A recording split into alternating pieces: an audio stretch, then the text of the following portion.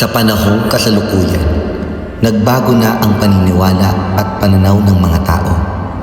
Napapatanong kung parusa ba ng Diyos ang mga paghihirap? Totoo pa bang may Diyos?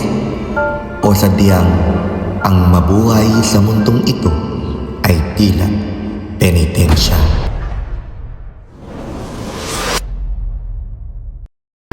Nanay, haba na po ng buhok ko, gusto ko na pong pagupit. Sa bagay anak, halika, dito tayo sa kaibigan ko si Nelson.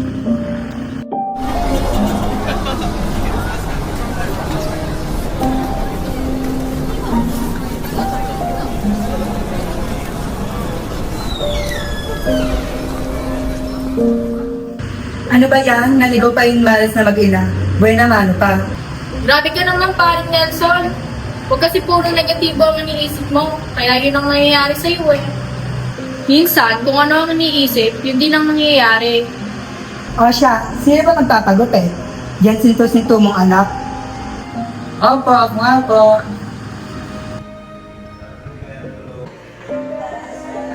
Tekto, ano bang buhok to? Naliligo ka ba? Ang hirap ayusin, parang buhay ko. Wala na yata pag-asa maituwid ang buhay ko. Nawawala na po ba kayo ng pag-asa? Baka po kasi nakakalimut yung lumapit sa Diyos. Ano? Aray ko po, hindi nagigil po kayo ah. Ano ba yung dala-dala mo na yan? Kaninang pahawak-hawak yan? Parang po sa inyo, pagkasakali po magamit nyo, para po may tuloy yung mga pagkakamit sa buhay. Sige pare, mauna na kami. Umalis ka na, dami mo sinasabi. Hinihintay ko po ng pamilya mo, hindi na po sila galit. Para po ang Diyos, naghintay lang po na lumapit ka.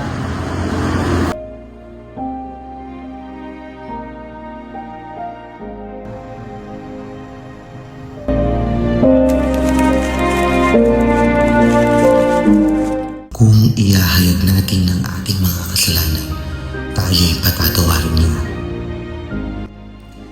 Anong pinagsasasabi ng batang ito?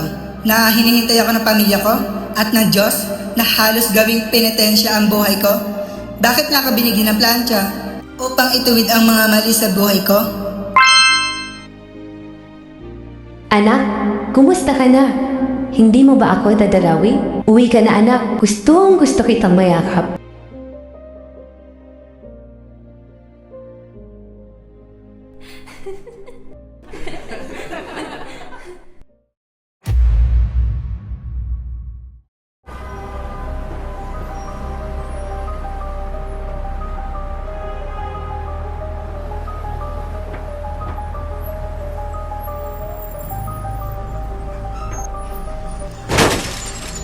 Ano ba yan?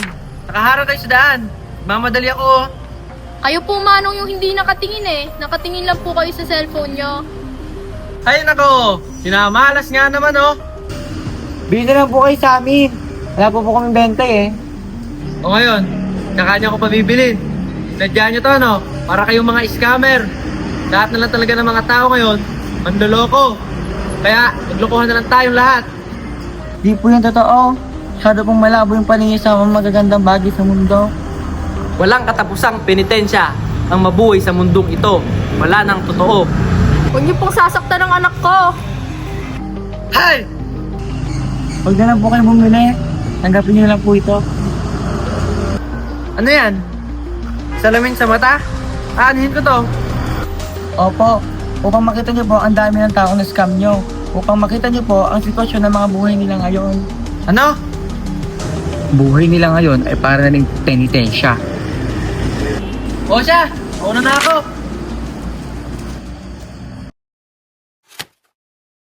Huwag kang gumawa ng masama at walang masamang mangyayari sa'yo. Kung di ko nakasalubong yung mag-ina, baka nasa kulungan na ako ngayon dahil sa frame up ng mga pulis. Buti na lang nalate ako nung dating sa ka-meet up ko. Baka ngayon nasa kulungan ako at nabubuhay ng tila muli isang penitensya. Paano nalaman ng bata na iyon na scammer ako?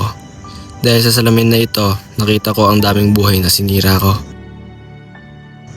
Oh Diyos ko, salamat sa paghihipo mo sa aking puso.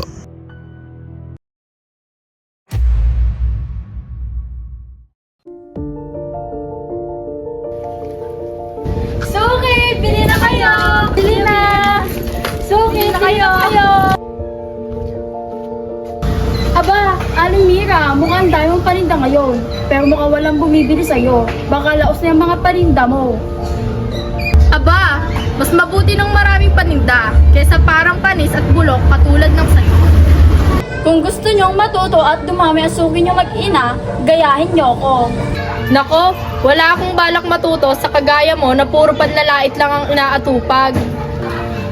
Anak, ito kasing si Aling Celia, lagi na lang nilalait yung mga paninda natin. Hoy, sinto. Ano ba yung hawak mong kariton na yan? Ano bang naman yan? Ito po, sa inyo na lang po. Ano ba to? Pekto, bakit mo ko binigyan ng salamin? Opo, salamin po. Para po magaling muna po yung sarili niyo bago po kayo mahusga ng ibang tao. Minsan po kasi kung ano na lang po nasasabi natin sa iba, kaya gano'n lang din po ang tingin nila sa atin. Tingnan niyo po yung sarili niyo. Baka marami na rin po kayo nagawang pagkakamali na isinisisi niyo sa iba. Ang dami niyong alam mag-ina, lumayas na nga kayo dito sa pwesto ko, parang pinitensya na nga ang buhay ko kay aga-agang malas.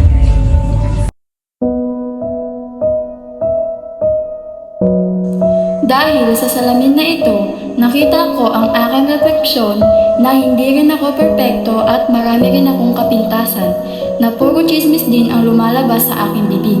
Salamat Pekto, hindi ka perpekto pero para kang santo na itinama ang aking pagkatao.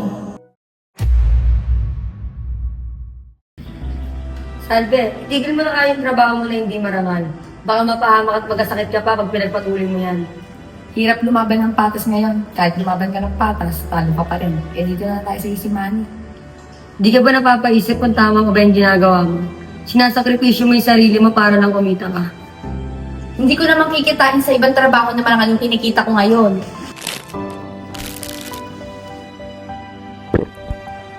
Una na ako.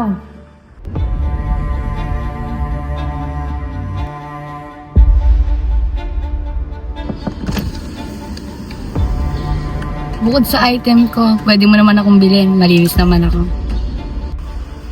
Magkano ba? 3.5, mura na yon, wag ka nang tumawad. Sige, sibat na tayo.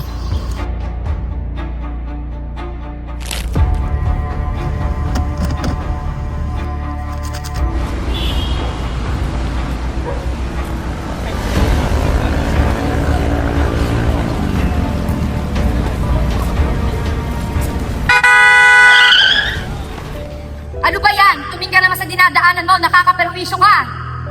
Sensyo na po. May hinahanap po kasi ako. Di ko po napansin na paparating na kayo. Eto po pala, nahanap ko na. Peste naman tong buhay na to, nabubuhay na para nagpepenitensya. Makakapatay pa kami dahil sa peste rosaryo na yan. Ale, gusto niyo po sa inyo na lang? Di ba po, matagal niyo na pong gustong bumili ng rosaryo. Pero nahiya po kayo sa inyong trabaho. Pili niyo po, hinusgan po kayo ng lahat. Tanggapin niyo po ito.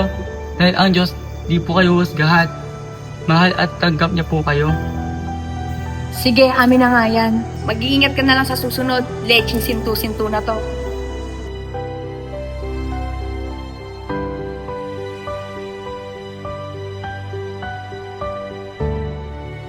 Paano nalaman ng batang iyon na nahihiya akong bumili ng rosaryo? Pero salamat na rin, siguro sa pamamagitan ng rosaryo na ito, mahihingi ko rin ng tawad ang aking mga nagawang kasalanan.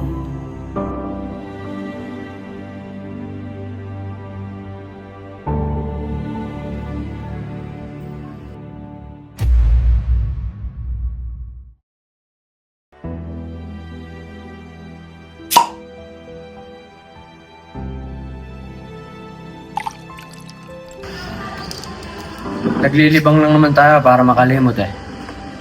O siya, pabili mo ng pulutan. Sige pre.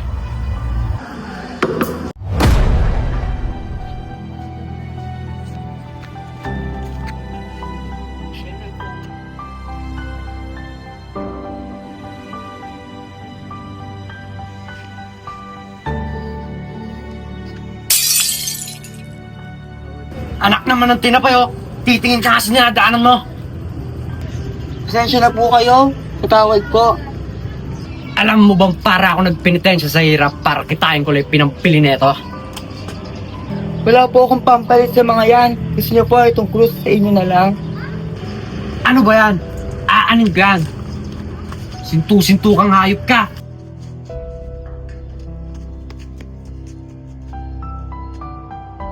Habulin niyo yan! Magnanakaw yung hayop na bata na yan!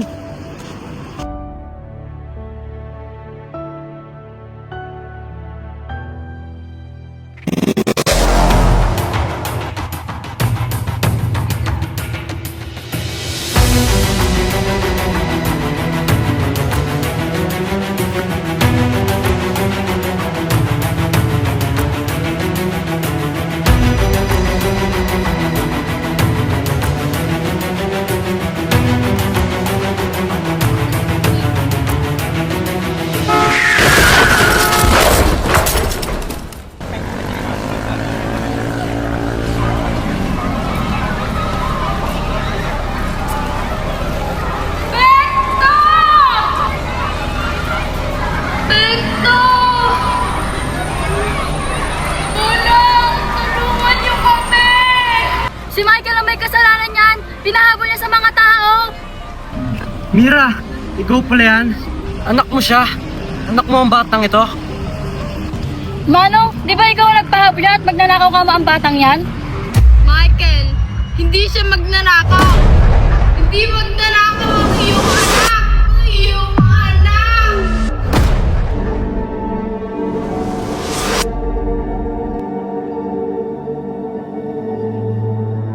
Mahal na mahal ko siya, pare. Kaso parang ayaw niya sa akin.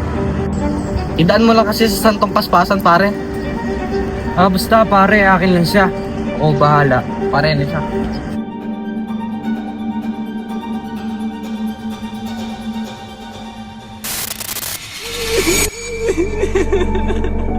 Akin ka lang!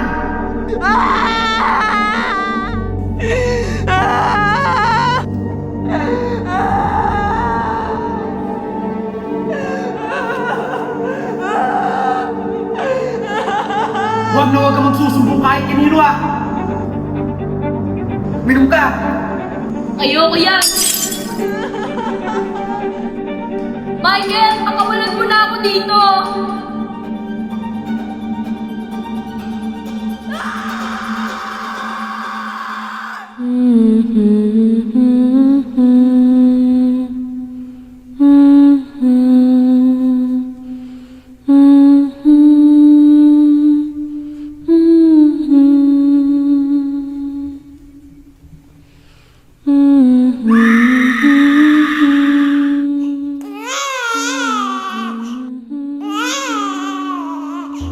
Hindi! Hindi ko anak yan! Panginoon, tulungan niyo kami.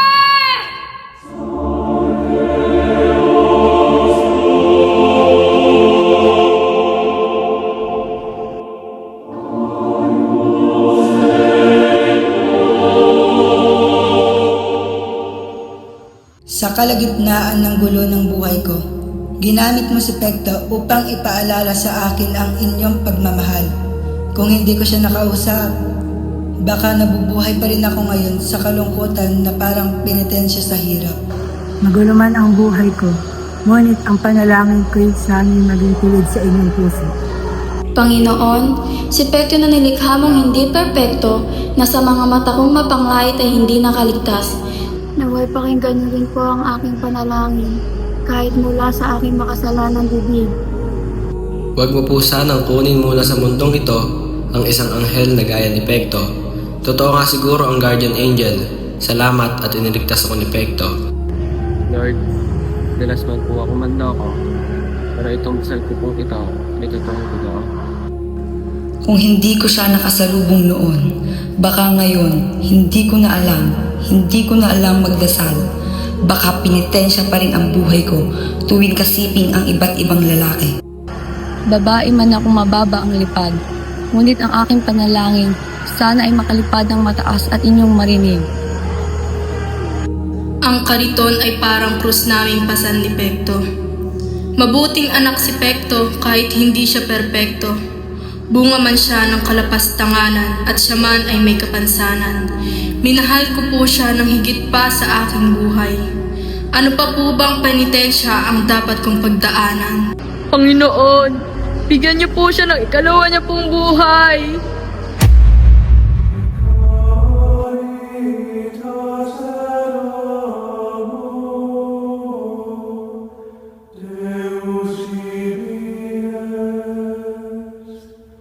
Matagal ko po siyang hinanap para akong namatay nang mawala sila at muli mo akong pinatay sa muli naming pagkikita. Ako ang pumatay sa sarili kong anak. Hindi ba ikaw ang pinakamakapangyarihan sa lahat? Handa akong pasanin ng krus. Handa akong magpawis ng dugo. Sanay na ako sa buhay penitensya. Kaya't handa akong ulitin ang penitensya. Mabuhay lamang ang aking anak.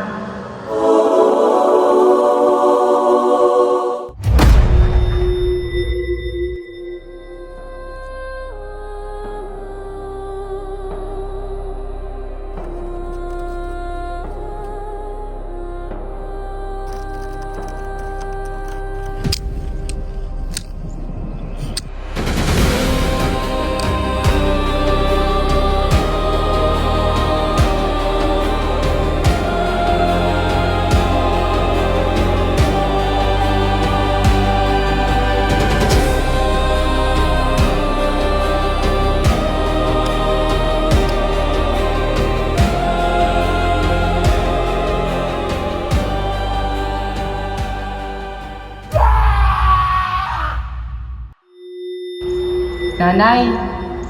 Anak! Nanay, ayos na po ako. Masaya na po ako na naindos ko ang buhay ng maraming tao. Hindi niyo naman po kailangan magpenitensya para sa akin. Hindi kailangan ng tao magpasa ng krus upang kalugdan at kahabagan ng Diyos. Ang pagsubok sa buhay ay hindi penitensya. Ito ay paraan ng Diyos upang matutunan mong hanapin at tawagin siya. Ang Diyos ay hindi nagpaparusa. Ang Diyos ay mapagpatawad. Bukas ang kanyang puso upang yakapin ang kahit sino mang nagkasala. Ang pagbabago ay nasa isip, puso at paggawa ng tama, hindi sa pagpaparusa.